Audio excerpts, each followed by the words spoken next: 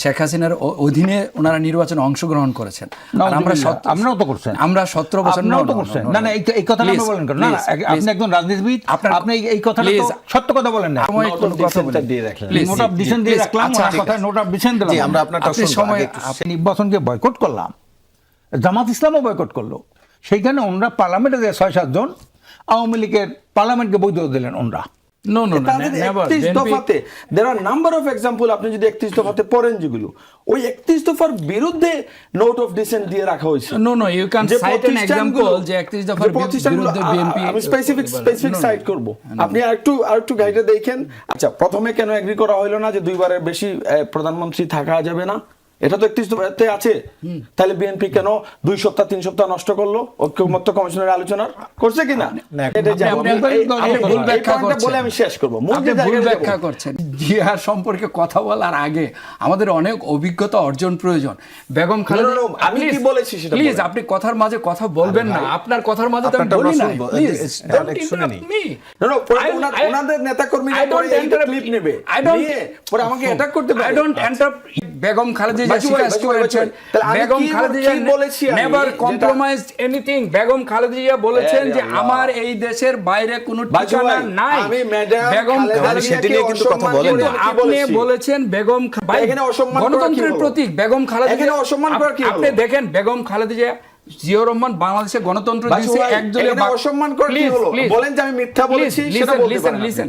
ডান দিক থেকে শুরু করছি। জনাব আশরাফ আলী আকন, প্রেসিডিয়াম সদস্য, ইসলামী আন্দোলন বাংলাদেশ, আপনাকে আলোচনায় স্বাগত। রয়েছেন জনাব আখতারুজ্জামান বাচ্চু, সাবেক যুগ্ম সম্পাদক, বাংলাদেশ জাতীয়তাবাদী স্বেচ্ছাসেবক দল, আপনাকে আলোচনায় স্বাগত জানাচ্ছি। এবং রয়েছেন জনাব এহতেশাম হক, যুগ্ম আহ্বায়ক, জাতীয় নাগরিক পার্টি, আপনাকে আলোচনায় স্বাগত জানাচ্ছি। ধন্যবাদ। আলোচনা শুরু করতে চাই জনাব এহতেশাম হক, একটু আপনাকে দিয়ে। আমরা আজকে যেটি বলছিলাম শুরুতেই, যে প্রধান উপদেষ্টা মালয়েশিয়াতে আজকে আবারও বললেন যে ফেব্রুয়ারিতে নির্বাচন এবং পাশাপাশি রাজনীতিবিদদের কাছে ক্ষমতা হস্তান্তরের পর্ব শুরু হয়ে গেছে। কিন্তু কিছু বিকেলে বা আজকে আসলে যে যুবশক্তির অনুষ্ঠান ছিল, সেখানে অনেকেই বলছেন, আমি একটু এনসিপির আহ্বায়ক নাহিদ ইসলামের কথা বলি, তিনি কথাগুলো খুব স্পষ্ট করে বলেছেন, গত 1 বছর ছাড় দিয়েছি জুলাই সনদে, আর 1% ছাড় দিব না। প্রতিশ্রুতি বাস্তবায়ন না হওয়া পর্যন্ত কোনো রাজনৈতিক দল ক্ষমতায় আসতে পারবে না। রাজনৈতিক দল ব্যর্থ হলে 1-11 ফিরে আসবে। জাতীয় ঐক্য ধরে রাখার স্বার্থে প্রতিশ্রুতিগুলো একে একে পূরণ করুন। একটু আপনার কাছে জানতে চাই, এটি কি এক ধরনের ইঙ্গিত দিলেন যে এই প্রতিশ্রুতিগুলো বাস্তবায়ন না করলে আপনারা জাতীয় ঐক্যের রাখবেন না, এবং সেক্ষেত্রে 111 আসলেও আপনাদের কিছু করার নেই, সেরকমের একটু বিষয়ের ইঙ্গিত দেওয়া হলো কিনা? আমার মনে হয় যে জাতীয় ঐক্যের যে ভিত্তিটা হওয়া উচিত, যে আমাদের 24-এ যে আমাদের 1400-র উপর শহীদ হয়েছেন, হাজার হাজার মানুষের পঙ্গু হয়েছেন, তাদের যে স্যাক্রিফাইসটুকু কিসের জন্য হয়েছিল? শুধুমাত্র একটা নির্বাচনের জন্য ছিল না। এটা আমরা প্রথম থেকেই বলে আসছি, এবং আমরা সবসময় চেয়েছি যে আমাদের ফ্যাসিবাদ বিরোধী আন্দোলনের যে দলগুলো যারাই আছি, আমাদের ভেতর জন্য একটা কম্প্রোমাইজিং একটা মানসিকতা আমরা থাকে।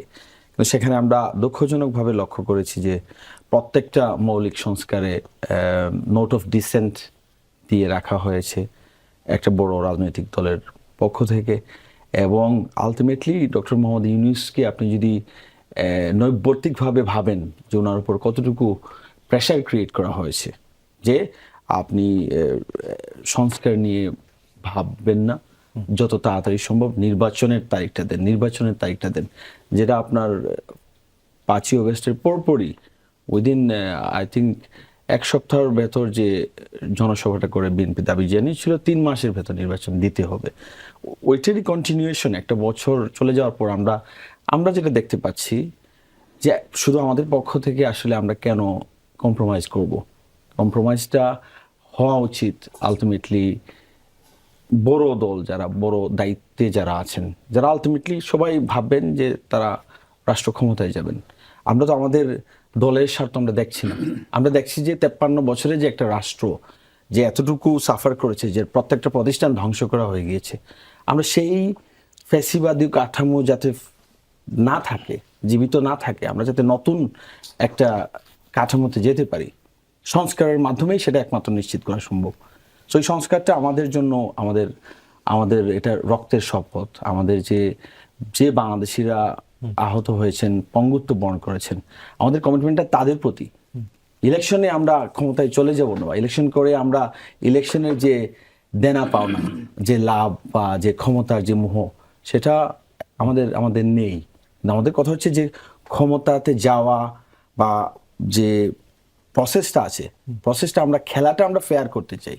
এখানে যাতে আগের মতো যে সিস্টেম আছে ওইভাবে যাতে ডিসিকে ইউজ করে, ইউএনওকে ইউজ করে নির্বাচন যাতে কুক্ষিগত করে ফেলতে পারে না মাসলম্যান দিয়ে। আমরা একটা সিস্টেম চাই যেখানে ইলেকশনটা আসলেই সুষ্ঠু হবে, নিরপেক্ষ হবে। ওই ফিল্ডটা আমাদেরকে দিতে হবে, আমাদের রাজনৈতিক ব্যবস্থাতে ওটাকে আনতে হবে। এর জন্যই আসলে সংস্কার। কিন্তু আমরা দুঃখজনকভাবে লক্ষ্য করেছি যে ওই সংস্কারগুলো এখনো পর্যন্ত হয়নি। আপনি যদি কালকে ইলেকশন দেন, আমাদেরকে ডক্টর মোহাম্মদ ইউনূস বা কেউ কি অ্যাসুরেন্স দিতে পারবেন যে ওখানে যে লোকাল এলাকাগুলোতে আলটিমেটলি যে শাসন পারবেন যে সংস্কার হলেই নির্বাচন সব ঠিকঠাক মতো হবে? কেউ অন্তত প্রসেসটা, অন্তত আমরা যেটা চাচ্ছি যে আমরা ওটা অ্যাপ্লাই করি। আমরা চাচ্ছি যে আলটিমেটলি একটা ক্ষমতার যে ভারসাম্যটা অন্তত আসুক। আমরা চাচ্ছি যে আলটিমেটলি সংস্কারের মাধ্যমে যে পুলিশকে যাতে রাজনৈতিক দলরা যখন ক্ষমতায় যায় তাকে যাতে রাজনৈতিক দলের সার্ভেন্ট যেন হয় না ওঠে, নাগরিককে যেন সার্ভ করে। এখন আমরা জানি যে আলটিমেটলি যারা ক্ষমতায় যায়, এখনই আপনি দেখেন যে প্রশাসনে যারা আছে তারা লাইন ধরে আছে যে আগামীতে যে পার্টি ক্ষমতাতে আসবে তাকে আমাকে খুশি রাখতে হবে। সেক্ষেত্রে আপনি ফ্রি অ্যান্ড ফেয়ার ইলেকশন কিভাবে করবেন? বা আমরা যে ব্যবস্থাটা, আপনি যে সংস্কারগুলোর কথা বলেন, প্রশাসন কিংবা পুলিশ, সেই পুলিশ কমিশন করার ক্ষেত্রে সব দলের আপনারা ঐকমত্য হয়েছেন ঐকমত্য কমিশনে, কিংবা যে প্রশাসনের সংস্কারের ক্ষেত্রে তো অন্য দলগুলোর বাধা নেই, সেটি তো এই সরকার চাইলে করতে পারে, তারা করছে না কেন? তারা আপনারা সরকারকে কেন চাপ দিচ্ছে না? তো সরকারের এখানে যেটা হচ্ছে যে অর্ডিন্যান্স দিয়ে যে সংস্কারগুলো, অপারেশনাল যেগুলো অ্যাডমিনিস্ট্রেটিভ যে সংস্কারগুলো, সেগুলো এক জিনিস। কিন্তু আমরা চাচ্ছি যে মূল ফান্ডামেন্টাল যে জায়গাগুলোতে সংস্কার প্রয়োজন সেগুলো করা, যাতে ক্ষমতা এক পরিবার কেন্দ্রিক বা এক নায়কতন্ত্র কেন্দ্রিক বা একটা জায়গায় পুঞ্জীবিত না হয়।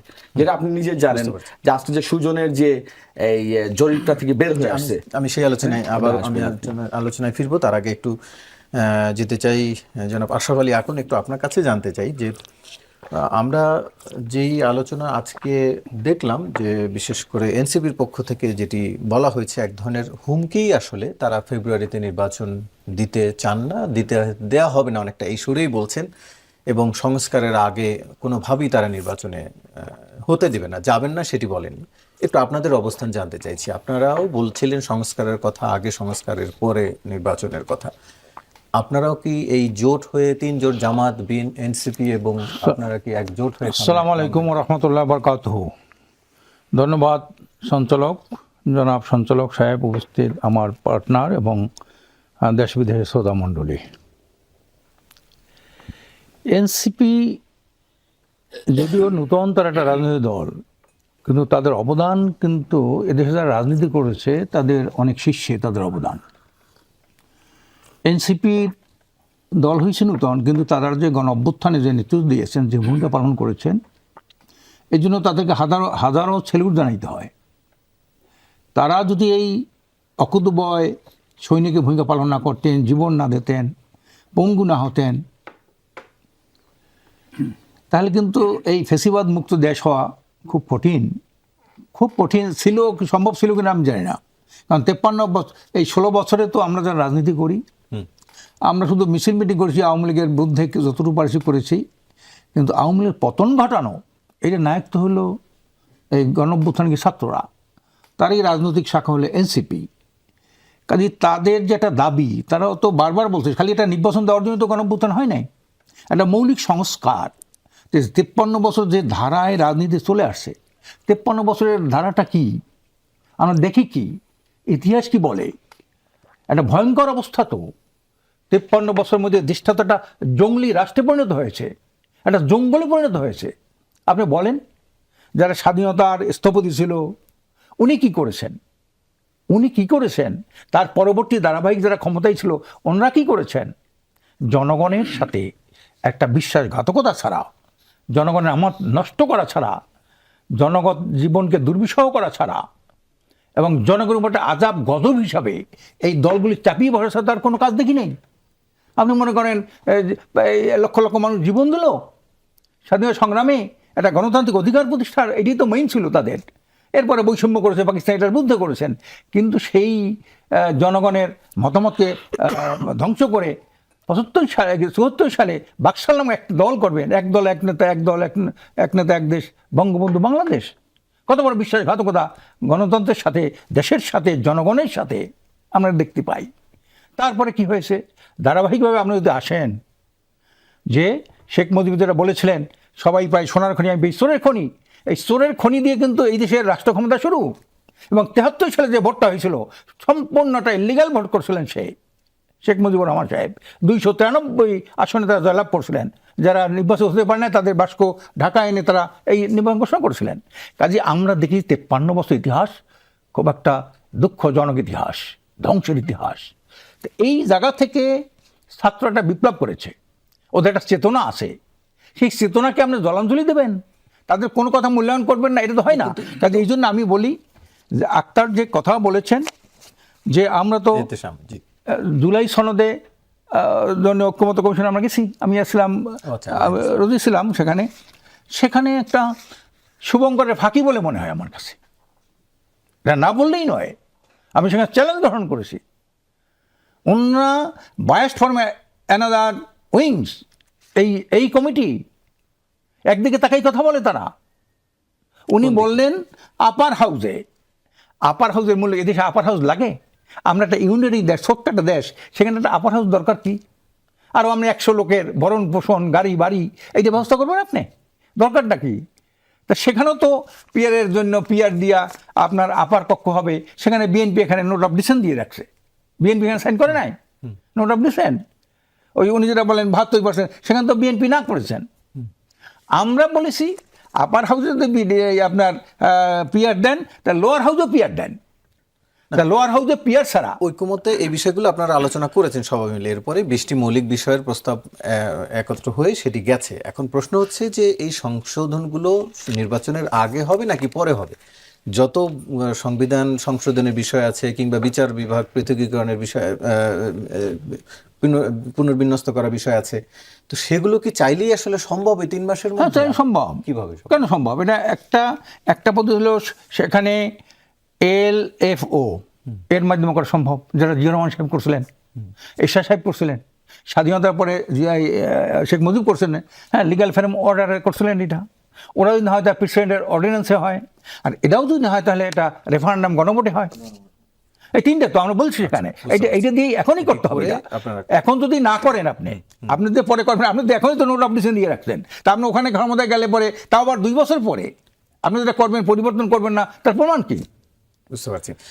তার মানে আপনাদের আপত্তি আসলে হচ্ছে ভোটের সময় নয়, সংবিধান কিংবা এইসব সংস্কারগুলো হচ্ছে আপনাদের মূল জায়গা, এবং সেখানে হলো লোয়ার হাউসে পিয়ার, এটা হলো আমাদের মূল, আপনাদেরও দাবি রয়েছে।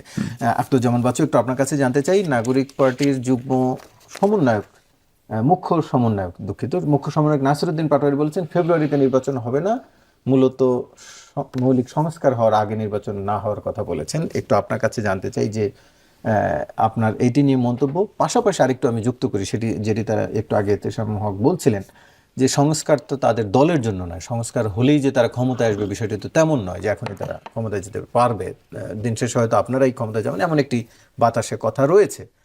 তাহলে আপনাদের আপত্তি কেন? সংস্কার আগে হলেই বা সমস্যা কি? ধন্যবাদ আপনাকে, আপনার আমার দুজন বিজ্ঞ সহ আলোচক এবং আপনার মাধ্যমে যমুনা টিভির দর্শক শ্রোতা সবাইকে ধন্যবাদ। আসলে সংস্কার তো বিএনপি চায়, সংস্কারের প্রবর্তক আপনি বলতে পারেন বিএনপি। 13 জুলাই কিন্তু যে মৌলিক 2023 সালে নোট অফ ডিসেন্ট দিয়ে রাখছে, আমি আসছি সেই জায়গায়। আমাদের বিএনপির মাননীয় ভারপ্রাপ্ত চেয়ারম্যান তারেক রহমান 31 দফা সংস্কারের প্রস্তাব দিয়েছিলেন। কখন দিয়েছিলেন?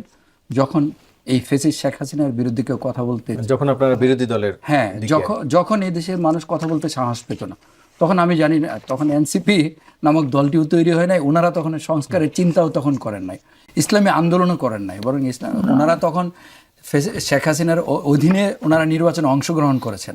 আর আপনারাও তো করছেন, আমরা 17 বছর আপনারাও তো করছেন। না না, এই কথাটা আপনি বলেন কেন? না না, আপনি একজন রাজনীতিবিদ, আপনি এই কথাটা তো সত্য কথা বলেন না। আপনার কথার সময় আমি কথা বলি না, আমাকে বলতে দেন। আমাকে বলতে আপনি আপনার কথার সময় কিন্তু আমি কোনো কথা বলেছি, আমাকে বলতে দিন। আমাকে বলতে দিন, পরে আপনার যখন সময় আসবে তখন আপনি বলবেন। কেন উনি শেষ ভুল তথ্যটা দেবেন কেন? আমি শেষ করি, পরে আপনি করছেন না। আপনার যখন আপনি আবার সংশোধন আমি কিন্তু আপনার সময় কোনো কথা বলি প্লিজ, নোট অফ ডিসেন্ট দিয়ে রাখলাম, কথা নোট অফ ডিসেন্ট দিলাম। জি, আমরা আপনারটা শুনবো, সময় আগে একটু শেষ করুন। আপনার সময় আপনি কথা বলতে দিতে হবে। হ্যাঁ, কথা বলতে না দিলে তো তাহলে হবে না। আমরা সংস্কার চাই, কিন্তু কথা হলো যে দেখেন বিএনপি কিন্তু অনেক ছাড় দিয়েছে সংস্কারের প্রশ্নে। এই জুলাই যে ঘোষণাপত্র ঘোষিত হয়েছে, বিএনপি সবচেয়ে বেশি ছাড় দিয়েছে। বিএনপি রাষ্ট্রের যে বিচার বিভাগ বলেন, নির্বাহী বিভাগ বলেন, সেগুলির ভারসাম্য রক্ষা, রাষ্ট্রপতি এবং প্রধানমন্ত্রীর মধ্যে ভারসাম্য রক্ষা। বিএনপি 31 দফার মধ্যে বলেছে যে পরপর 2 বারের বেশি প্রধানমন্ত্রী থাকতে পারবে না। এখন সবাই মিলে ঐক্যমত হয়েছে 10 বছরের বেশি কেউ প্রধানমন্ত্রী থাকতে পারবে না। বিএনপি তো দ্বিমত করে নাই ভাই। বিএনপি একমাত্র দল যে বারবার প্রত্যাশা করে, দেশের জনগণের দল। বিএনপির উপর জনগণের আস্থা রয়েছে। বিএনপি ভোট জনগণ সবসময় বিএনপির উপর আস্থা রেখেছে। তো বিএনপি তো সরকারে যাওয়ার বিএনপির অভিজ্ঞতা রয়েছে, সরকার পরিচালনার অভিজ্ঞতা রয়েছে, জনগণের আস্থা রয়েছে। বিএনপির শত শত নেতাকর্মী, কয়েক হাজার গুম হয়েছে, খুন হয়েছে, আমাদের বিরুদ্ধে 70 লাখ মামলা, তারপর লক্ষ লক্ষ আসামি। এই জুলাই বিপ্লবে আমাদের 1442 জন আমাদের শহীদ হয়েছে। দল হিসেবে আমাদের যে যতজন শহীদ হয়েছে সবচেয়ে বেশি আমাদের শহীদ হয়েছে, সবচেয়ে বেশি আমাদের রক্ত দিয়েছি আমরা। আমাদের তো ভাই সংস্কারের প্রশ্নে আমাদের কোনো দ্বিমত নাই, আমরা তো সংস্কারের পক্ষেই। কিন্তু তার মানে এই না যে আপনি কোনো বিষয়ে আপনি যেটা বলবেন সেটাই হইতে হবে, সেটা না হলে নির্বাচন হবে না। ভাই জনগণ তো আন্দোলন করেছে কি, এই যে 14 সাল, 18 সাল, 24 সালে ভোট দিতে পারে না, জনগণ তো তাদের ভোটের অধিকারের জন্য আন্দোলন করেছে, তাদের ন্যায় বিচারের জন্য আন্দোলন করেছে। তারা যে ভোটার বঞ্চিত হয়েছে, তাদের মধ্যে যে ক্ষোভ, এই যে পুঞ্জীবিত ক্ষোভ, সেটার জন্য আন্দোলন করেছে। তারা দুজনে বলছিলেন যে কেবল ভোটের জন্য আন্দোলন করেন, ভোটের জন্য না, কেবল আপনি আন্দোলনটা কিন্তু শুরু হয়েছে জনগণের অধিকার হারা মানুষের ভোটাধিকার বঞ্চিত হওয়ার কারণে মানুষের মধ্যে যে ক্ষোভ তৈরি হয়েছে। মানুষ দেখেন, বাংলাদেশের মানুষ কিন্তু একদিনের রাজা, ভোট কিন্তু একটা উৎসব। কিন্তু ফ্যাসিস্ট হাসিনা এই দেশে ভোটটাকে একটা প্রহসনে পরিণত করেছে। আপনি দেখেন 2014 সালে 153 আসনে বিনা ভোটে নির্বাচন হয়ে গেছে। 2018 সালে আমরা যখন ভোটে গেলাম, এত বিভিন্ন কিছু বলল, তারপর রাতে ভোট হয়ে গেছে। আবার 2024 সালে কি হয়েছে আপনারা জানেন। তো সুতরাং আমরা তো চাই, আর হলো যে আপনি যে সংস্কার, আমরা তো জুলাই সনদ ঘোষণাপত্রে আমরা তো স্বাক্ষর বলেছি যে আমরা, আমাদের দলের পক্ষ থেকে বলা হয়েছে যে আমরা স্বাক্ষর করব, আমরা সংস্কার চাই। কিন্তু আপনি এই সংস্কারগুলি বাস্তবায়ন করবেন কিভাবে? তারা যেটি বলছে যে ফেব্রুয়ারিতে নির্বাচন, এই সংস্কারের আগে তারা নির্বাচন চান না এবং তারা হতে দেবেন না, এক ধরনের এইটা আমি মনে করি যে এনসিপি তাদের এই জুলাই বিপ্লবে তাদের অবদান রয়েছে, সেটা আমি সম্মানের চোখে দেখি এবং সেটা আমরা স্বীকার করি। এই জুলাই বিপ্লব কারো একার না, কোনো নির্দিষ্ট দলের না, কোনো ব্যক্তির না, এটা সবার। আমি যেরকমভাবে, আমিও একজন জুলাই যোদ্ধা, আমার মেয়ে যে বিশ্ববিদ্যালয়ে পড়ে সেও জুলাই আন্দোলনে অংশগ্রহণ করেছে, আমার ডানে বামে অনেকেই মারা গেছে, আমার ছোট্ট শিশুরা মারা গেছে। সেই জুলাই বিপ্লব কারো একার না। আর হলো যে নির্বাচন হতে দিব না আমার মতো না হলে, এইটা হলো এক ধরনের ধৃষ্টতা এবং আকাঙ্ক্ষা বিরোধী। জনগণ মানে এটা এই দেশের মানুষের বিরোধী, তাদের হয়তো অভিজ্ঞতা কম আছে, সেই জন্যে আসলে তারা এই কথাগুলি বলছে। এটা আমি মনে করি যে আমাদের ছোট ভাইদের এটা অনভিজ্ঞতার কারণেই হয়েছে। কারণ হলো একটা দেশের একটা দলের প্রতিনিধি হয়ে বা দলের নির্বাচন ঠেকানোর এখতিয়ার মানে কারো নাই, এই ধরনের কথা বলতে পারে না। তাহলে কি নাসিরউদ্দিন পাটোয়ারি এটা বুঝাইতে চান যে উনি প্রধান উপদেষ্টার চেয়ে, সরকারের চেয়ে বেশি শক্তিশালী, এদেশের জনগণের চেয়ে বেশি শক্তিশালী? ওনারা নির্বাচনে গেলেই না বোঝা যাবে ওনাদের জনপ্রিয়তা বা উনি যে সংস্কারগুলি বাস্তবায়ন করতে চাচ্ছেন সেই সংস্কারগুলি জনগণ চান কি না। আপনি সংস্কার বাস্তবায়নের একমাত্র উপায় হলো নির্বাচন, জনগণের ম্যান্ডেট। আপনি কি চান আপনার নির্বাচনী ম্যানিফেস্টোতে আপনি ওনারা দিতে পারেন, সেটা যদি জনগণ যদি তাদেরকে সমর্থন দেয় তারা সরকারে যাবে। আর আমরা তো বলেছি যে এই জুলাই সনদ আপনি কিভাবে বাস্তবায়ন করবেন, একটি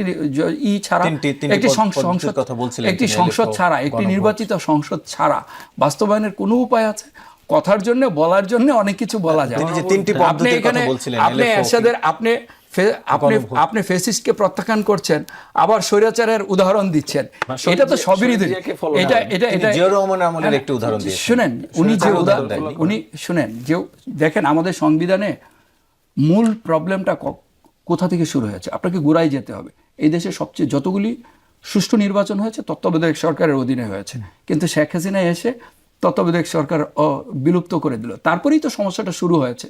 এখন তত্ত্বাবধায়ক সরকার ফিরে শুধু এসেছে। নির্বাচন পদ্ধতি, কিন্তু আসলে কি শুধু নির্বাচন পদ্ধতিতে গরমিল কিনা? তিনি যে পুলিশের কথা বলছে, যে প্রশাসন, দেখেন, সেটি তো শুধু আপনি নির্বাচন। পুলিশের কথা বলছেন, যে সংস্কার কমিশনের মেয়াদ ছিল 6 মাস, এই 15 আগস্টে শেষ হয়ে যাবে। পুলিশ নিয়ে যে সংস্কার কমিশন গঠিত হয়েছিল সেটা নিয়ে যে খুব কিছু আলোচনা হয়নি।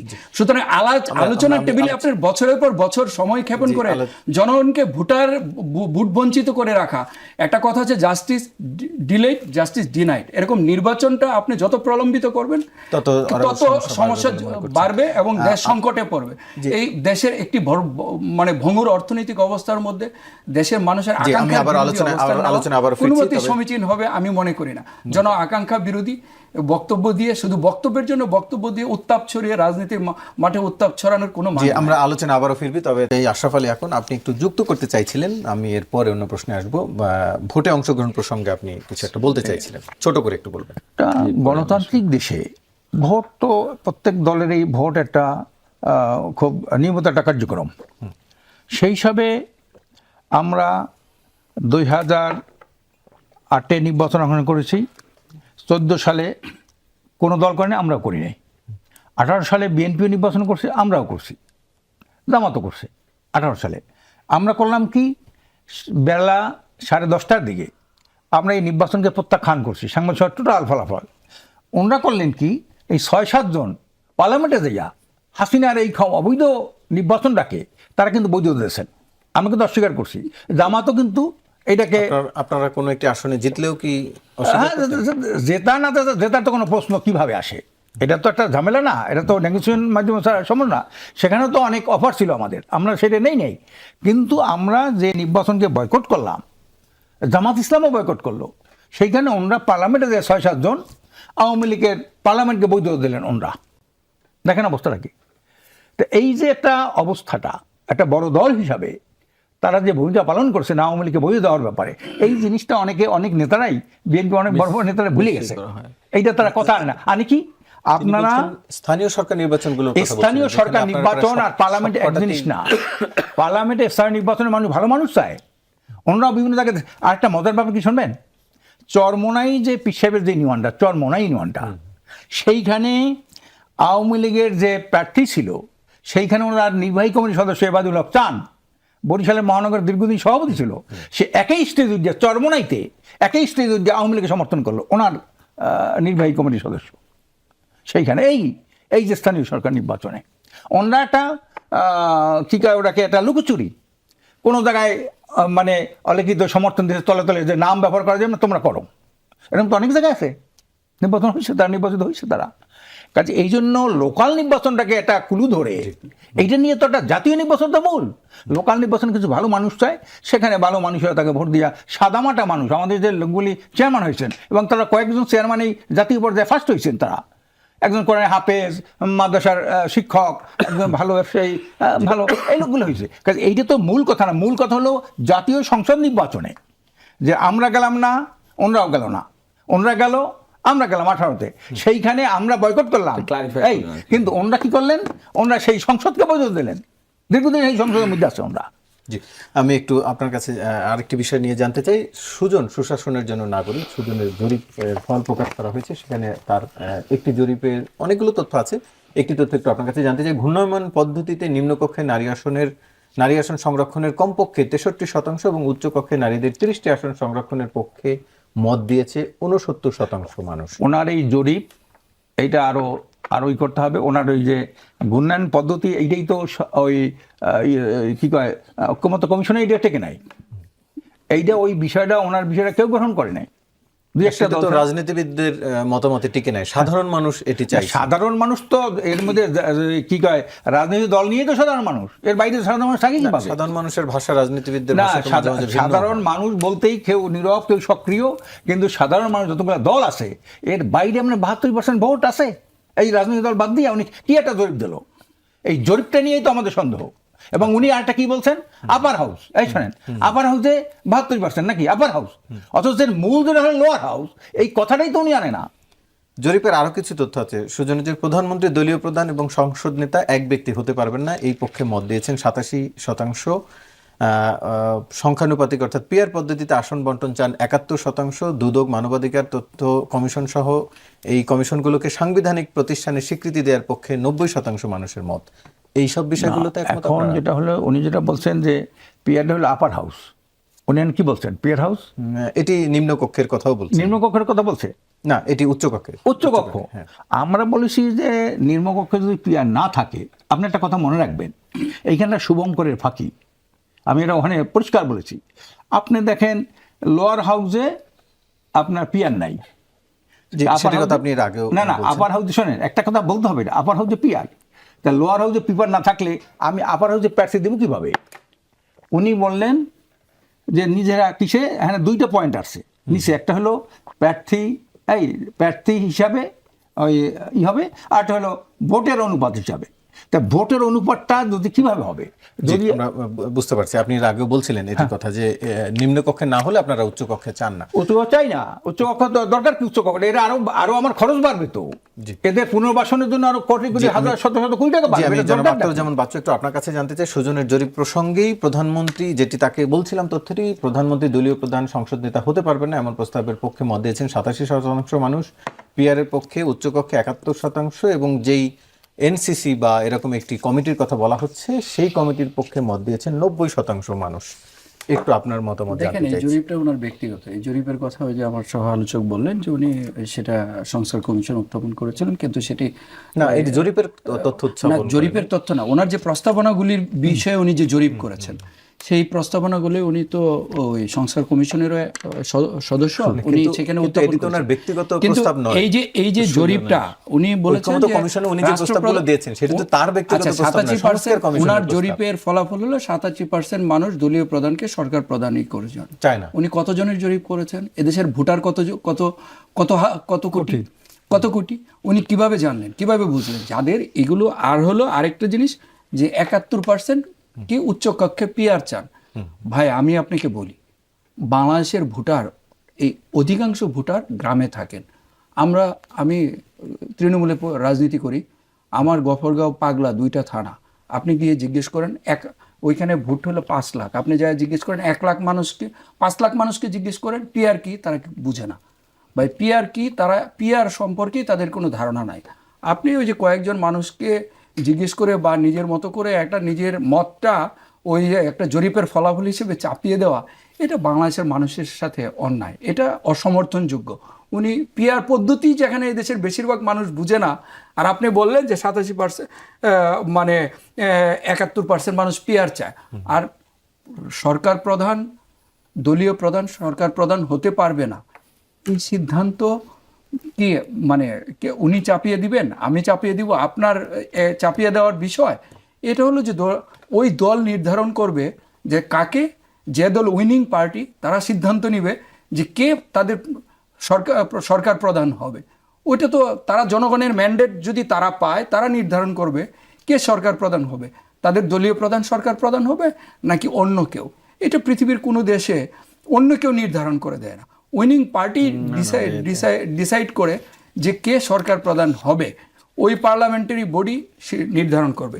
আর হলো যে পিয়ার বাংলাদেশে এটা একটা অদ্ভুত পদ্ধতি, বাংলাদেশে এখন এটা অপ্রাসঙ্গিক। এনসিসি যাদের সাংবিধানিক কমিটির যেটি দেখেন, সেটা এনসিসি নিয়েও কিন্তু সংস্কার কমিশনে আলোচনা হয়েছে, এনসিসি নিয়ে সংস্কার কমিশন সেটা কিন্তু একমত হয় নাই, সেটা এনসিসির কথা শেষে সংস্কার কমিশনেই বাদ দিয়েছে। সুতরাং যে জিনিসগুলি অপ্রাসঙ্গিক হয়ে গেছে, যেগুলি আলোচনার টেবিলেই নাকচ হয়ে গেছে, সেইগুলি এখন এখানে জরিপ বা বিভিন্ন কিছুর নামে এখানে এনে আলোচনার টেবিলে বাদ গেলেও এগুলো মানুষের বার্তা, এক না, ধরনের এটা মানুষের বার্তা না। মানুষের বার্তা যারা বুঝেন, মানুষের বার্তা যারা বুঝেন, মানুষের বার্তা বুঝতে হলে মানুষের কাছে যেতে হবে। গুটি কয়েক মানুষের আপনার ওই যে টেলিফোনে বা এইভাবে জরিপ করে মানুষের বার্তা বোঝা যায় না। যারা জনগণের সাথে জনসম্পৃক্ততা নাই, যারা কখনোই ভোটে অংশগ্রহণ করেন নাই, যারা কখনো সরকার পরিচালনা করেন নাই, যারা কখনো এমপি হন নাই বা নির্বাচন করেন নাই, তারা জনগণের ভাষা বুঝবেন না। আর এইগুলো আমি মনে করি যে এইগুলো নির্বাচন প্রলম্বিত করার বিভিন্ন বাহানা। আর হলো যে বিভিন্ন দলগুলো যাদের ভোটে জেতার মতো, যাদের ভোটে জেতার ন্যূনতম সম্ভাবনা নাই, তারাই নির্বাচন হতে দিবে না, এইটা ওইটা পিআর পদ্ধতি এই সেই সামনে এনে নির্বাচনটা প্রলম্বিত করতে চায়। ক্লাসের ফার্স্ট বয় কখনো পরীক্ষা পিছাইতে চায় না। আপনাকে বুঝতে হবে যে কারা নির্বাচন পিছাইতে চায়। এহতেশাম হক, একটু আপনার কাছে জানতে চাই, যুক্তরাষ্ট্রের ভারপ্রাপ্ত রাষ্ট্রদূতের সাথে এনসিপি নেতাদের বৈঠক হয়েছে। সংবাদ বিজ্ঞপ্তিতে বলা হয় এই বৈঠকে বাংলাদেশের সাম্প্রতিক রাজনৈতিক পরিস্থিতি, আইন শৃঙ্খলা পরিস্থিতি, সংস্কারের রূপরেখা, আসন্ন জাতীয় নির্বাচন এবং জুলাই ঘোষণাপত্র নিয়ে মত বিনিময় হয়েছে। একটু আপনার কাছে জানতে চাইছি, আপনারাই বিভিন্ন সময় বলছিলেন যে বাংলাদেশের রাজনীতি ঠিক করবে এই দেশের জনগণ, কোনো বিদেশি বা কোনো রাষ্ট্রদূত নির্ধারণ করবে না, কিন্তু রাষ্ট্রের সংস্কার, রাষ্ট্রের নির্বাচন, এগুলো নিয়ে হঠাৎ করে মার্কিন দূতাবাসে আলোচনার প্রয়োজন পড়লো কেন? কারণ এগুলো সব প্রাসঙ্গিক এবং ইন্টারলিঙ্কড। এটা যে ভ্যালিউসগুলো আছে আপনার, যে কোনো হাই কমিশন যারা রিপ্রেজেন্টেটিভ যারা আছে তাদের সাথে তারাও জানতে চায় আলটিমেটলি, যেহেতু তাদের আমাদের ট্রেড পার্টনার, আমাদের বাণিজ্যের ব্যাপারটা আমরা আমেরিকার সাথে অনেক সম্পর্কিত এবং ইন্টারন্যাশনাল। এখন হচ্ছে আপনি একেবারে মানে কিভাবে বেহায়াপনা করে গিয়ে মনে করেন ইন্ডিয়াতে গিয়ে নমিনেশন নিয়ে আসা, অথবা আমি বলা যে আমেরিকার জন্য এসে ইন্টারভিন করে আমাকে দ্রুত কোনো সমাধান করে দেয়। আমি এটা অ্যাসিওর করতে পারি আপনাকে যে আমাদের আলোচনায় কখনোই এটা অসমতার ভিত্তিতে আলোচনা হয় না। ও প্লিজ আপনারা তাড়াতাড়ি এসেন, আসে আমাদের তাড়াতাড়ি আমাদেরকে ক্ষমতায় বসায় দেন, রিটার্নে আমরা আপনাদেরকে দিয়ে দিব না। উনাদের আপনার অনেক উদাহরণ আছে যে আলটিমেটলি বিদেশিদের সাথে যখন ইন্টারাকশন হয়, আলোচনা হয়, তখন আলটিমেটলি কি ধরনের ডিগনিটি প্রেজেন্ট করা হয়েছে। অতীতে অনেক উদাহরণ আছে। খালেদা জিয়া নিজে চিঠি লিখেছেন, রাইট, চিঠি লিখে বলেছেন সে ইন্টারভিন করেন। আমরা এখানে হচ্ছে যেহেতু আমরা একটা ইন্টারিম গভর্নমেন্টের সিচুয়েশনে আছি, আমরা কিভাবে আবার নেক্সট যে ট্রানজিশনাল যে পিরিয়ডটা আছে, আমরা আমেরিকাকে, অন্যান্য আমাদের যারা বৈশ্বিক পার্টনার আছে যারা, তাদেরকে আমরা চাই আমাদের যে সংস্কার করে আমাদের যে গণতান্ত্রিক যে প্রক্রিয়াটা আছে, আমাদের যে প্রতিষ্ঠানগুলো আছে, সেগুলোকে আমরা কিভাবে উন্নয়ন করব, সেটাতে আমরা পার্টনার হিসেবে বিশ্বের প্রত্যেকটা গণতান্ত্রিক দেশকে চাই, ইংল্যান্ডকে চাই, আমেরিকাকে চাই, জাপানকে চাই ও না। সুতরাং এটাকে কখনোই ওই স্পিন দেওয়া যাবে না যে আমরা তাদেরকে ওটা বলছি যে আমাদেরকে ক্ষমতায় বসায় দেন, তাড়াতাড়ি আসেন। আমার শেখ হাসিনার সাথে চলছে, বাদানুবাদ চলছে, আওয়ামী লীগ পরে বিএনপি, বিএনপি পরে আওয়ামী লীগ। অনেকগুলো কথার রেসপন্স উত্তর আমাকে দিতে হবে। যেমন বাচ্চু ভাই ওটা বললেন যে, আমি হয়তো একটু লম্বা করবো, যেটা বললেন যে ক্লাসের ফার্স্ট ছাত্র সবসময় তাড়াতাড়ি পরীক্ষা চায়।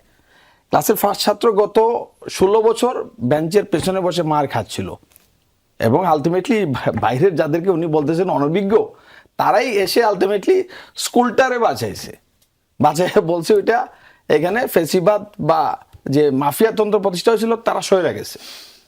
যদি এই ক্লাসের ফার্স্ট বয় যে বলা হচ্ছে, ক্লাসের ফার্স্ট বইয়ের উপর জনগণ সবকিছু ছাইরা দিত, তাহলে 2028 সালে ইলেকশন হইতো, ছাইরা দেয় নাই। আলটিমেটলি এই যাদেরকে আপনি অনভিজ্ঞ বলছেন, যাদেরকে বলছেন তারা কোনো ধারণা রাখে না রাষ্ট্র কোন জিনিস, গণতন্ত্র কোন জিনিস, যে জনগণকে আপনারা এখনো মনে করেন যে তারা পিআর বুঝে না, তারা আলটিমেটলি সংস্কার বুঝে না। ব্র্যাকের রিসেন্ট সার্ভেটা দেখেন, এখানে 70% মানুষ বলছে তারা সংস্কার বুঝে। আমি ইন্টারভিউ করি না, না 22 সালের সার্ভে না, এই অগাস্টের সার্ভে, এবং সার্ভের যে ব্যাপারটা, সার্ভের যে ব্যাপারটা যেটা বললেন বাচ্চু ভাই, এই যে দেখেন আমরা মানে কিভাবে আমরা ফার্স্ট বয়দের নিয়ে আমরা আগায় যাব। এখানে স্ট্যাটিস্টিক্যাল প্রবাবিলিটি পরিসংখ্যান করা হয়, আপনি কি দেখা হয় যেটা যে জনগণের পালস কি, একটা সার্টেন স্যাম্পল আনা হয়, স্যাম্পল থেকে বলা হয় জাস্টিফাই করার জন্য পরিসংখ্যানের নিয়ম। এবং সুজনের যেটা উনি তো সুজন থেকে যে প্রশ্নগুলো করা হয়েছে, বিএনপি তাদের 31 দফার সব বিরোধিতা করছে। No, no, no, তাদের never. 31 BNP দফাতে there are number of example, আপনি যদি 31 দফাতে পড়েন যেগুলো, ওই 31 দফার বিরুদ্ধে নোট অফ ডিসেন্ট দিয়ে রাখা হয়েছে। No, no, you can যে cite an example যে 31 দফার বিরুদ্ধে বিএনপি আমি স্পেসিফিক সাইট করব, আপনি আরেকটু গাইডে দেখেন, আপনি 9 নম্বর দফা আপনার বলেন, 9 নম্বর দফা আপনি বলেন কোনটাতে রিঅর্গানাইজেশন, BNP করে, হ্যাঁ। যে প্রতিষ্ঠানগুলো রিঅর্গানাইজেশন করা হবে। এর আগেও আপনি বলেন, আচ্ছা প্রথমে কেন এগ্রি করা হলো না যে 2 বারের বেশি প্রধানমন্ত্রী থাকা যাবে না? এটা তো 31 দফাতে আছে। তাহলে বিএনপি কেন 2 সপ্তাহ 3 সপ্তাহ নষ্ট করলো ঐক্যমত্য কমিশনের আলোচনা করছে কিনা? না, এখনো 2 বারের কথা বলেনি, তারা 10 বছরের রাজনীতি। এটা এস্টাবলিশ করি, তাহলে 3 বছর অনধিক 10 বছর। বিএনপির 31 দফাতে যদি লেখা থাকে যে 2 বারের বেশি, পরপর আমরা চাই না। পরপর এটা তাহলে আপনি মনে মিস করছেন, আপনি পয়েন্টটা মিস করছেন। আমরা তো ওইখানে গেলাম। 2 বারের বেশি না, পরপর 2 বারের বেশি। বিএনপির 31 দফায় আছে পরপর 2 বারের বেশি। মূল যে জায়গাটা যাব, আপনি ভুল ব্যাখ্যা করছেন। বলে আমি শেষ করব। মূল যে ভুল জায়গাটা ব্যাখ্যা করছেন। আমাদের রাষ্ট্রযন্ত্র কোনো একটা পরিবারের কাছে আমরা বন্ধক রাখবো না, পরিবারতন্ত্রের কাছে এক নাটকের বন্ধক রাখবো না, যে প্রতিষ্ঠানগুলোকে, ওই দুর্বল প্রতিষ্ঠানগুলোকে পুঁজি করে আলটিমেটলি ক্ষমতা কেন্দ্রীভূত হয়, যেটা হয়েছে 16 বছর। আপনি বাচ্চু ভাই বা আপনারা সবাই কেউ গ্যারান্টি দিতে পারবেন না যে আবার এই প্রতিষ্ঠানগুলোর উপর ক্ষমতা পুঞ্জীভূত করে আমাদের জনগণের উপর আবার চেপে বসবে না একটা স্বৈরাচার। আমরা আলোচনা এটা গ্যারান্টির জন্য আমরা সংস্কারটা আমরা চাই। তবে তার আগে একটি বিরতি নিয়ে আসি। দর্শক ইহতেশাম হক, আপনাকে দিয়ে শুরু করে এই পর্বে একটু জানতে চাই, বিএনপিকে জড়িয়ে অপপ্রচার করায় নাগরিক পার্টির নেতা সার্জিস আলমের বিরুদ্ধে আদালতে মানহানির মামলা করা হয়েছে। সার্জিস আলম চাঁদাবাজির অভিযোগ করেছিলেন বিএনপি নেতার বিরুদ্ধে। একটু আপনার কাছে জানতে চাই, এখন কি আর অন্যের বিরুদ্ধে চাঁদাবাজির অভিযোগ তোলা যায়? আপনাদের দলেরই তো একাধিক নেতাকর্মীর বিরুদ্ধে চাঁদাবাজির অভিযোগ। দেখেন, এখানে গণতান্ত্রিক যে প্র্যাকটিস, যে চর্চাটা থাকা উচিত। এখানে বলা হচ্ছে আলটিমেটলি যে যাকে হত্যা করা হয়েছে, ওইখানে কিন্তু তথ্যগুলো সবাই আপনারা লোকালি খবর নিয়ে নিন, যে আলটিমেটলি ওইখানে প্রত্যেকটা যে মার্ডার হচ্ছে বা বড় বড় যে ঘটনাগুলো ঘটছে, যেগুলো হয়তো টেলিভিশনের স্ক্রিনে কম রিল হয়, আর নাগরিক পার্টির কেউ একজন ওইদিকে হাঁচি মারছে, ওটা দেখা যায় এখন ঘন্টার পর ঘন্টা রিলে থাকে। সার্জিস আলম লেজিটিমেটলি ক্লেম করছে, ওটার তো কাউন্টার কেউ দিতে পারেন। ওটা নিয়ে যে 10 কোটি টাকার মানহানির মামলা করে যে উদাহরণ সৃষ্টি করা হলো, একদিকে বলা হচ্ছে যে আমরা সম্প্রীতির রাজনীতি চাই, ওদিকে এই কি সাইনটা দেয়া হলো যে রাজনৈতিকভাবে লেজিটিমেটলি একটা গণতান্ত্রিক একটা জায়গায় একটা দলের কেউ বলতে পারে। এখন সেটাকে তো আমি কাউন্টার করতে পারি। বাচ্চু ভাই একটা কথা বললে বাচ্চু ভাইয়ের কথাতে আমি কথা দিয়ে কথার উত্তর দিতে পারবো। এখন তো কোর্ট তো একটা মিডিয়াম, যে 10 কোটি টাকা দিয়ে কি সার্জিস আলমের মুখ বন্ধ করে ফেলা যাবে, বা অন্যান্য যে পন্থা করা, এটা তো আনডেমোক্রেটিক, অগণতান্ত্রিক আচরণ রাজনৈতিক প্র্যাকটিসে। যদি হতো উনি একজন প্রাইভেট ইন্ডিভিজুয়াল, একজন যদি সাধারণ নাগরিক যদি থাকতো যে উনি আহত হয়েছে একজন রাজনৈতিক নেতার এক বক্তব্যে, সে গিয়ে ক্ষতিপূরণ চাইতে পারে। দুঃখজনক হচ্ছে যে এখানে তো উনি তো বিএনপির একজন নেতা, হয়তো সেই হিসেবে মামলাটি করেছেন যে বিএনপির বিরুদ্ধে চাঁদাবাজির অভিযোগ করা হয়েছে। না, এখন চাঁদাবাজি আমাদের মনে করেন, আমরা স্পষ্ট আজকেও বলেছি, আমাদের যুব শক্তির মিটিং এ আমাদের নেতারা কমপ্লিট করেছে যে অনেকে আছে যারা যারা যারা দুশ্চরিত্রের বা যারা আলটিমেটলি আমাদের দলের প্ল্যাটফর্ম ব্যবহার করে চাঁদাবাজি করতে চায় বা ক্ষমতার ব্যবহার করতে চায়। আমাদের জিরো টলারেন্স। আপনি শুধু একটা জিনিস বলি, আপনারা দেখেন ওটা আমাদেরকে কিভাবে ট্রিট করা হচ্ছে। মনে করেন ভুল সিদ্ধান্ত, 5ই অগাস্টে আমাদের দলের নেতাকর্মী কয়েকজন গিয়েছেন, ওইখানে আপনার আলটিমেটলি আইন শৃঙ্খলা রক্ষা করেন বা ডিজিএফআই এর প্রেসক্রিপশনে পুরো ঘন্টার পর ঘন্টা 2 দিন 3 দিন রিল করে কন্টিনিউয়াস প্রচারণা প্রপাগান্ডা চালানো হয়েছে, যেন মনে হয়েছে যে এরা ওইখানে গিয়ে কার সাথে, আপনারা ক্লারিফাই করেন পিটার হাসের সাথে মিটিং হয়েছে কিনা, পরে কোন মিডিয়ায় পরে এটা আবার এটা প্রত্যুত্তর দেবে বা ক্লারিফাই করবে। এখন মূল পয়েন্ট যেটা আপনার প্রশ্নের, আপনি নিজে চিন্তা করে দেখেন, সার্জিস আলমের বিরুদ্ধে 10 কোটি টাকার মানহানির মামলা করা হয়েছে কারণ সে উঠে বলছে যে বিএনপির যে কেউ একজন চাঁদাবাজি করছে। জি, আমি একটু যেতে চাই জনাব আশরাফ আলী আকন, একটু আপনার কাছে জানতে চাই প্রসঙ্গে একটু অন্য প্রসঙ্গে, সিলেটের সাদা পাথরের এলাকায় এখনকার দেশে পুরো আলোচিত একটি ঘটনা, সেখানকার সব পাথর নিয়ে গেছে। গত সেপ্টেম্বরে আপনার দলের নায়েবে আমির ফয়জুল করিম, সেও এই পাথর উত্তোলনের পক্ষে মত দিয়েছিলেন, বিশেষ করে যখন ব্যবসায়ী। একটু আপনার কাছে জানতে চাই, আজকে সৈয়দা রেজওয়ানা হাসান উপদেষ্টা তিনি হতাশা প্রকাশ করে বলেছেন যে পাথর উত্তোলনে সর্বদলীয় ঐক্য দেখেছি, তার মানে আপনাদেরও সেখানে মত ছিল। একটু আপনার মন্তব্য। পাথরটা একটা খনিজ সম্পদ, সেটা এইভাবে এইটা তো উত্তোলন করে বৈদেশিক মুদ্রা অর্জন করতে পারি, আমরা কাজে লাগাইতে পারি। এটা তো মাটির নিচে থাকবে কেন? এই সম্পদটা এটা তো ইউজেবল, আমরা এটা ইউজ করবো না? সাদা পাথর যদি থাকে, এটা সম্পদ, তো আমরা এটা এক্সপোর্ট করতে পারি, বৈদেশিক মুদ্রা অর্জন করতে পারি। পরিবেশের ক্ষতি হলেও তুলে ফেলবো। পরিবেশটা কি? পরিবেশ তো কত ক্ষতি করছে। ঢাকা শহরে কি বসবাস করা যায়? আজকের বুড়িগঙ্গাকে বলা হয় বিশ্বের বৃহত্তম নর্দমা। এটা কোনো নদী? এতগুলো সরকার আসলে 53 বছরের মধ্যে এই বুড়িগঙ্গা নদীটা, যেহেতু ঢাকাকে রক্ষা করা যায়নি, অতএব অন্য কোথাও না রক্ষা করা দরকার নেই। ঢাকাকে, এটা একটা অতিরিক্ত, এটা তো অতিরিক্ত, যেখানে সর্বদলীয় মতামত যে আমার খনিজ আপনি কেন গ্যাস উঠান, এটা পরিবেশ নষ্ট হয় না? এই যে কয়লা উঠাইতেছেন, পরিবেশ নষ্ট হইতেছে না, জমি নষ্ট হইতেছে না? তো ওটা তো আপনি কিছু বলেন না। এখানে সাদা পাথর এটা একটা সম্পদ, এটা এক্সপোর্ট করা যায়, এটা বিভিন্ন কাজে লাগানো যায়, সেটা মাটির নিচে বসে থাকবে। এই যে পরিবেশ দূষণ হয়ে গেল, তা কয়লার খনিতে পরিবেশ দূষণ হয় না? এর কতটা টাকা রাষ্ট্র পেয়েছে? কতটা টাকা হিসাব হবে পরে, হিসাব নিকাশ যারা তারা দেখবে। কিন্তু উনি প্রথমেই বললেন সব দল ঐক্যমত হয়েছে এইটার ব্যাপারে। ঐক্যমত হবেই তো, এটা রাষ্ট্রীয় সম্পদ। তো উনি পরিবেশ মানে কি? সারা দুনিয়ার পরিবেশ নষ্ট না? ঢাকা শহরে চলা যায়? এই অল্প একটু বৃষ্টি হলে, 1-2 ঘন্টা বৃষ্টি হলে ঢাকা শহরে চলা যায়? উনি এই পরিবেশটা চলে দেখেন না? উনি এই যে চিটাংরা সব তলেই যায়, সমস্ত তলেই যায়, এই পরিবেশটা উনি দেখেন না? তো উনি এইটা নিয়ে একটা বিশাল নাম করার জন্য একটা বিশাল একটা উনি একটা দেবেন, একটা নিজের সার্কুলার দেবেন, এটা হয়? তার মানে যেটি হয়েছে ঠিকই হয়েছে? না, ঠিক হয়েছে মানে ঠিকই তো। এইটা রাষ্ট্রীয় সম্পদ, আমি মনে করি রাষ্ট্রীয় সম্পদ উত্তোলন, সেটার প্রয়োগ, সেটার ব্যবহার, সেটা এক্সপোর্ট, এটা দেশের স্বার্থে হয়েছে বলে আমি মনে করি। জি, আখরুজ্জামান বাচ্চু, একটু আপনার কাছে জানতে চাই সাদা পাথর এলাকার প্রসঙ্গেই যেটি বলা হচ্ছে নজিরবিহীন লুটপাট হয়েছে সিলেটের এই পর্যটন কেন্দ্রতে। এর আগেও মামলা হয়েছিল এবং প্রশাসন সেই মামলাটি করেছিল 5 আগস্টের পরে, সেখানে লুটপাটের পরে, এবং সেখানকার মামলার একটি বড় অংশের আসামি বিএনপি নেতারা, অনেক জেলার বিএনপি নেতারাও রয়েছেন। এবারও অভিযোগ রয়েছে এবং এরই মধ্যে আপনাদের দলের পক্ষ থেকে কয়েকজনকে বহিষ্কারও করা হয়েছে। বহিষ্কার করেই আসলে সমাধান করা যায়? তার আগে দুটো কথা আমি বলতে চাই, আমাদের সহ আলোচকের দুটি কথার। উনি ম্যাডাম বেগম খালেদা জিয়াকে নিয়ে একটু কিছুটা আঘাত করে এই কথা বলেছে। বেগম খালেদা জিয়া, প্লিজ, আপনি আসলে দেশে ছিলেন না? বেগম খালেদা জিয়ার দেশে ছিলাম, প্লিজ লেট মি সে, আপনার কথার সময় আমি কিন্তু কোনো কথাই বলি নাই। জি বলেন। বেগম খালেদা জিয়া বাংলাদেশের মধ্যে আপনি দেখবেন সাধারণ মানুষ দলমত নির্বিশেষে, বাংলাদেশে যত দল আছে, মানে আমি কি বলেছি, লিসেন, আপনার দলের প্রধানকেও আপনি জিজ্ঞেস করবেন, আপনি দেখেছেন আমাকে একটু বলতে দেন প্লিজ। আপনি বলতে দেন, কি বলেছি আপনি একটু বলতে দেন। আপনার কাছে আসবো, আমি একটু শুনি। না, এটা ইম্পর্টেন্ট, কারণ এখানে কিন্তু ইয়ে হয়ে যায় না। পরে আপনি শুনুন, আমি কি বলতে চাইছিলাম আমি ম্যাডাম জিয়াকে নিয়ে কি বলেছি, আপনি কি বলেছেন? আপনি একটি চিঠির কথা বলেছিলেন। জি, এটা বেগম খালেদা জিয়া চিঠি দিয়ে পরে দেখা যাবে ক্লিপ হয়ে। আপনি বেগম খালেদা জিয়া সম্পর্কে কথা বলার আগে আমাদের অনেক অভিজ্ঞতা অর্জন প্রয়োজন।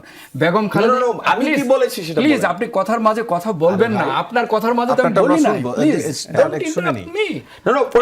ওনাদের নেতাকর্মীরা পরে এই ক্লিপ নেবে, নিয়ে পরে আমাকে অ্যাটাক করতে পারে। আই ডোন্ট ইন্টারাপ্ট, এই ছেলে এনসিপির ম্যাডাম জিকে নিয়ে কথা বলছে। I don't interrupt you. দেখেন বেগম খালেদা জিয়া কি বলেছেন? বাংলাদেশের মজলুমদের প্রতিনিধি বেগম খালেদা জিয়া এই বাংলাদেশের যত রাজনৈতিক দল আছে, আপনি জিজ্ঞেস করেন আপনার দলের প্রধান সহ যত রাজনৈতিক দলের প্রধান, তিনিও বলেছেন, তিনি বেগম খালেদা জিয়া সম্মানের জায়গা, আস্থার জায়গা, ঐক্যের জায়গা। বেগম খালেদা এই দেশের জন্য যে স্যাক্রিফাইস, যে ত্যাগ বেগম খালেদা জিয়া স্বীকার করেছেন। Begum Khaleda Zia never compromised anything. Begum Khaleda Zia বলেছেন যে আমার এই দেশের বাইরে কোনো ঠিকানা নাই।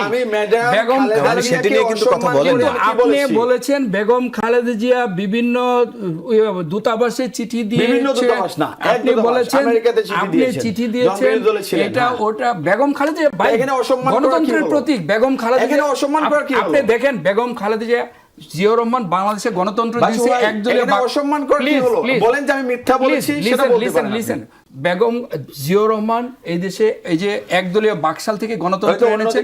বেগম খালেদা জিয়া সংসদীয় গণতন্ত্র দিয়েছেন। বেগম খালেদা জিয়া 9 বছর স্বৈরাচারের বিরুদ্ধে আন্দোলন করেছেন, এই দেশের মানুষকে ভোটের অধিকার দিয়েছেন। বেগম খালেদা জিয়া আপোষ করতেন, তাহলে 2007 সালে আপোষ করে বিএনপি ক্ষমতায় যেত। সুতরাং বেগম খালেদাকে কন্ডেম করে বেগম খালেদা আরে ভাই, condemn না, সেটি নিয়ে আসলে কথা দ্বিমত বলা করেননি, হয়, শুধু আবার একটু ছোট ছোট প্রসঙ্গ Yes, কথা sir. বলেছেন। এগুলো আপনারা তারপরে করেন। আচ্ছা ভাই, তারপর রাখতেছেন, তারপর একদম সার্জিস আলমের একটা জিনিস আপনি বাচ্চু ভাই, বললেন, না, আপনারা শুনেন। যে কন্টেন্টটা ক্লিয়ার করতে হবে। আমি ম্যাডাম জিয়াকে সম্মান করি, প্রেসিডেন্ট জিয়াউর রহমান আমার একজন আইডল, জি। কিন্তু আপনি এমন ভাবে কথাটা নিচ্ছেন যে আমরা আমরা- কোনো কিছু বলছি আমরা- যেটা আমি দেখেন- ম্যাডাম জিয়াকে আক্রমণ করেছি। দেখেন, এখন শেষ করি, clearly বলছি যে আমি শেষ চিঠিটা করি, ম্যাডাম শেষ জিয়া করি। দিয়েছে শেষ করি, আমেরিকাকে, শেষ করি, right? শেষ করি, এবার শেষ আপনি করি। পরে যে উত্তর দিলেন, কত সালের আপনার উত্তর কথা, শুনলে কত বোঝা সালের যাবে কথা, কত সালে আমি খুব offensive কত কিছু সালে দিয়েছি। ম্যাডাম জিয়া চিঠি দিয়েছে? আপনি কত Google সালে? করলে পাবেন, আপনার আপনি কাছে জানবেন। ডকুমেন্ট আছে? document আছে, ওই আপনি দিতে ডকুমেন্ট আপনি বললেন, তখন হয়তো আপনি রাজনীতিই করেন না। আর ওইটা তো মানে শুনেন, আপনি লিসেন আমি বলি। আর স্যার, আর দেখেন বাংলাদেশে একটু ছোট করে। সার্জিস আলমের যে বিষয়টি আপনি যে প্রসঙ্গটি উত্থাপন করেছেন, দেখেন সার্জিস আলম ওইখানে প্রকাশ্য সেইখানে ভিডিও আছে, ফুটেজ আছে, কারা হত্যা করেছে, কি করেছে, উনি কি বললেন? আগাম বলে দিলেন বিএনপি আমরা সেটি যিনি মামলা করেছেন তার মুখ থেকে আমরা শুনেছি। একটু আপনার কাছে সাদাপাথর এলাকার প্রসঙ্গে যে একটু বিএনপির আপনার বিরুদ্ধে মন্তব্য জানান। বিএনপি এই আমি একটু কাজটা ছোট করে করেছে, সাদা অথচ পাথর জড়িত এলাকার নেই। দেখেন, বিষয়টি নিয়ে আপনার সাদা মন্তব্য জানতে পাথর চাই। নিয়ে যেটা দেখেন বাংলাদেশে আজকে আমরা যে বিল্ডিংটাতে বসে আছি, এটাও কিন্তু পাথর এই বিল্ডিংটাতেও ব্যবহার হয়েছে। বাংলাদেশে আসলে প্রাকৃতিক সম্পদ সীমিত, সেই প্রাকৃতিক সম্পদগুলি পরিবেশ ঠিক রেখে যথার্থ ব্যবহার করাই সমীচীন আমি ব্যক্তিগতভাবে মনে করি। পরিবেশের যাতে বিপর্যয় না হয়, আবার এই সম্পদটাও যেন অপচয় বা এই সম্পদটা যেন অব্যবহৃত না থাকে, সেইখানে আসলে একটা সুষ্ঠু নীতিমালার আপনারা যে আওয়ামী মাধ্যমে লীগ সরকারের আমলকে দোষারোপ করছিলেন সবাই বা এই বিষয়ের ক্ষেত্রে, বা হ্যাঁ, সেই আমলের হ্যাঁ, যাচ্ছে রেজাউল তাই হাসান বলেছেন সেই আমলেও 4 বছর পাথর উত্তোলন বন্ধ রাখতে পেরেছিলেন, কিন্তু এখন পারেননি সর্বদলীয় ঐক্যের কারণে। না, এটা বিষয়টা তা না। আপনি যখন চেয়ারে থাকবেন, আপনি যখন দায়িত্বে থাকবেন, দায়িত্বটা আপনার উপর বর্তায়। আপনি অন্যের কাঁধে দোষ দিয়ে আপনি নিজের দায় এড়ানোর সুযোগ নাই। এখানে উনি এই বন পরিবেশ উপদেষ্টা, উনি যদি অন্যের কাঁধে দোষ চাপিয়ে উনি যদি দায় এড়ানোর চেষ্টা করেন, তাহলে তো এটা হলো না ভাই। সেটি এটা হলো না। হচ্ছে বিষয়। আপনাদের তিনজনকে আলোচনা অংশ নেওয়ার জন্য ধন্যবাদ জানাচ্ছি। শেষ করতে হচ্ছে আমার আজকের, আপনাদের সবাইকে ধন্যবাদ। দর্শক, এই ছিল আজকের